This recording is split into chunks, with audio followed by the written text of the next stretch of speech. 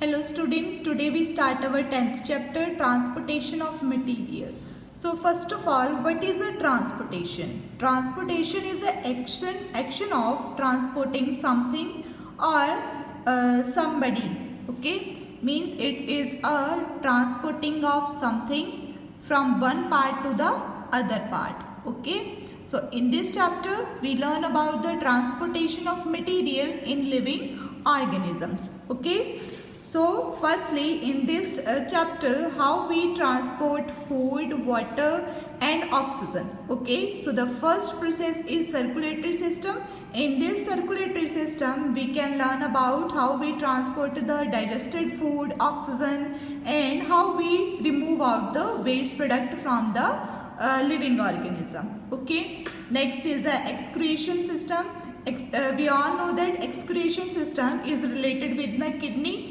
Okay, and kidneys help us to filter the blood. Okay, so it also helps to remove out the waste products from our body. Next one is transport of substance in plants. Plants are also considered as a living things, so they also produce a waste materials. Okay, in the form of glue. Okay, in the form of glue or dry leaves. So these are the waste materials that is removed from the plants.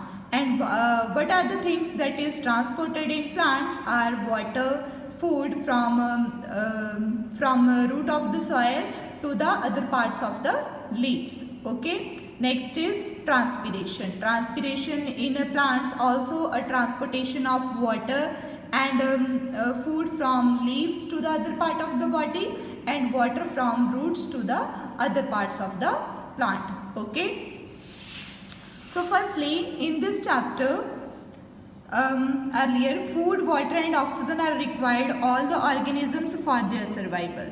Okay, means they for their life process they have to need to eat a food to provide energy to our bodies. Okay, if they eat a food, so they can also produce the waste material within the body. Okay, so they can also remove out the waste materials from their bodies. Okay, similarly, we can talk about the single-celled organism and a multi-cell. So the single-cell organisms are those which deals with the single-celled organisms. Okay, for example, amoeba, paramecium, bacteria, and the multicellular organisms like Hydra and Spira. Single-celled means a body that contained only one type of cell. Okay, for example, amoeba. Amoeba is containing a one type of cell, so they are known as a unicellular. But Hydra and Spirogyra, these are the multicellular organisms and they perform a phenomena that is known as a diffusion for eating food. Okay, so first of all, what is a diffusion? Diffusion is a slow process and cannot transport materials in more complex organisms like human or trees. A faster process is required in these organisms. Diffusion सबसे पहले क्या होता है, ये passive movement होती है substance की, ठीक है, from higher concentration to the lower concentration. Means जैसे आप यहाँ पे इसकी फिगर देख रहे हो अमीबा की, ठीक है, इसकी क्या होगी, ये अमीबा है जो ये यूनिसेलुलर होता है, ठीक है, इसके बाद ये फर्दर क्या है, इनकी डिवीज़न हो जाएगी. ठीक है, मींस इसी अमीबा में से न्यू अमीबे की क्या होगा, बर्थ होगा. ठीक है, मींस जैसे ये अमीबा है अब इनकी डिफ्यूज़न ऐसे करके ये फर्दर इसको क्या कर देंगे, डिवाइड कर देंगे अदर टू सेल्स में. ठीक है, और ये जो सेल है ये फर्दर क्या हो जाएंगे, आपस में डिवीज़न हो जाएंगे और ये टू सेल्स बन जाएंगे. ठीक है, means there is a division of cells from one to other cells. Okay, but they contain only a one type of cell, not more than one type of cell. But in human beings there are many different type of cells like blood cells, okay, white blood cells, platelets. So these are the many types of cells that is present inside the human beings and they form a very complex organism structure. Okay, now we talk about the circulatory system. Circulatory, firstly we need an example.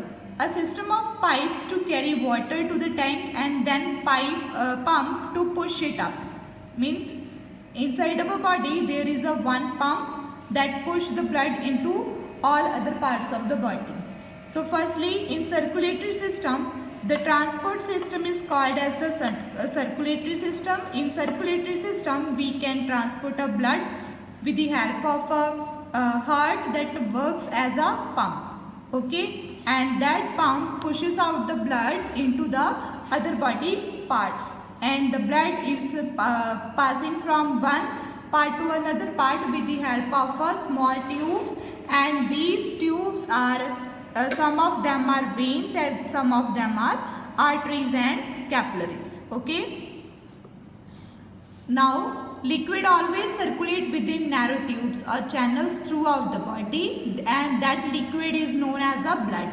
Okay. So these bloods are flow through a tubes, and that tubes are known as a blood vessels.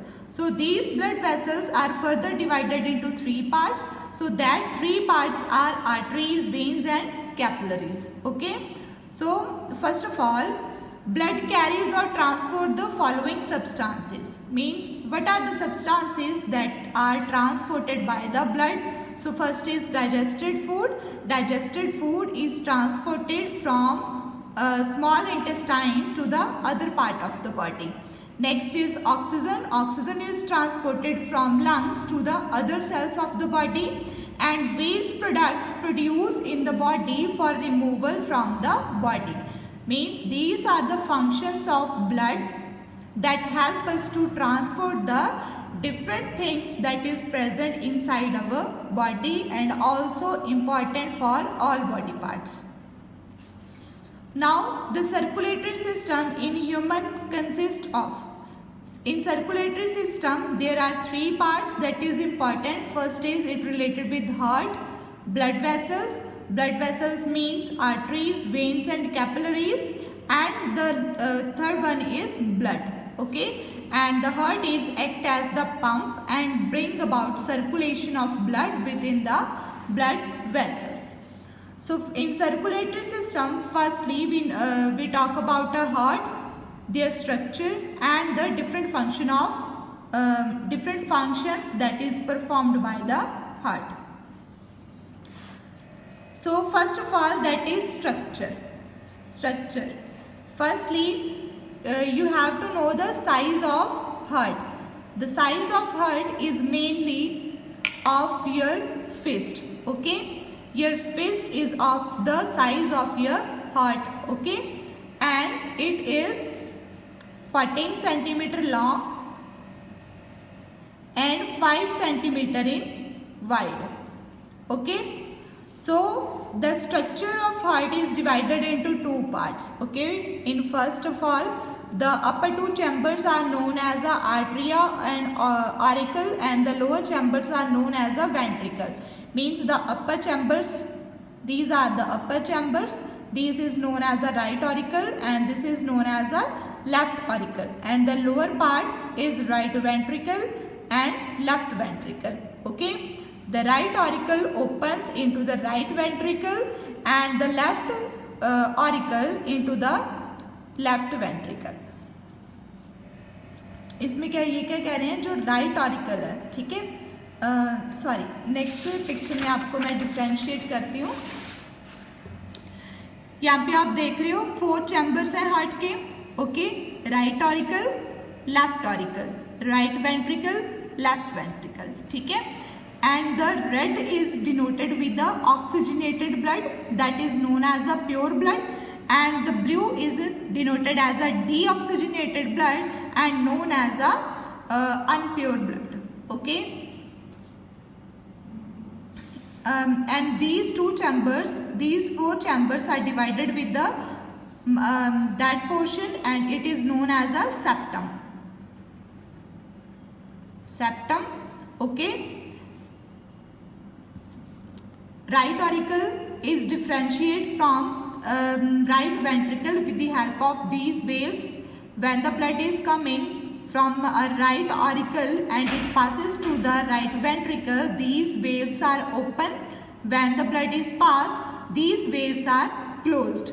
Similarly, in left auricle, when a oxygenated blood is entering the left auricle, then it is transported further into left ventricle. So these valves are open when the blood is entered from left auricle to left ventricle. Okay, after the passing of this blood, these valves are closed down. Okay, means the direction of passing blood from, there is a passage of oxygenated blood, then the blood is transported into left ventricle.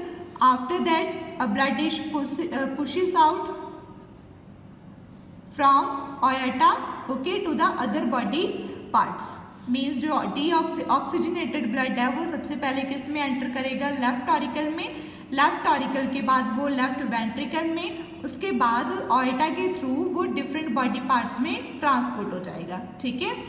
और जो deoxygenated blood है जो पूरे body parts में से दोबारा किस में एंटर करता है, हार्ट में एंटर करता है, ठीक है। मीन्स उस अनप्योर ब्लड को फिर हार्ट प्योर करके अल्टा के थ्रू ट्रांसपोर्ट करता है, ठीक है। तो जो अनप्योर ब्लड है वो किससे एंटर होगा, राइट वेंट्रिकल से, राइट वेंट्रिकल से फिर वो एंटर होगा राइट वेंट्रिकल में।